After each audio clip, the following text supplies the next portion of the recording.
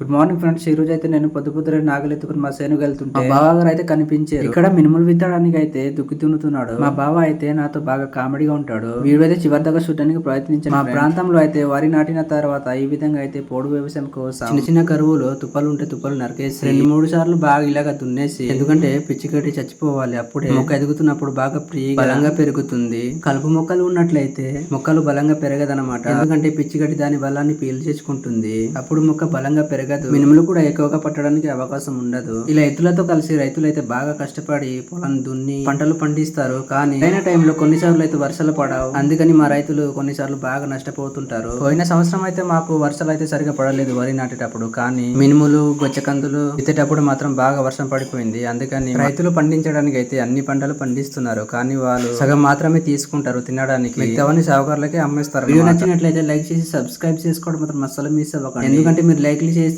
నా ఛానల్ ని ఇంకొందరికి అయితే యూట్యూబ్ ప్రమోట్ చేస్తుంది. చూడండి, ఈ ప్లేస్ లో మొత్తం మినుములు అయితే పండించడానికి చూడండి ఎండకి గడ్డి ఎలా ఎండి. వీడియో అయితే ఇంత ఫ్రెండ్స్, నచ్చితే లైక్ చేసి సబ్స్క్రైబ్ చేసుకొని మన ఛానల్ అయితే ఇప్పుడే ఫాలో అయిపోండి.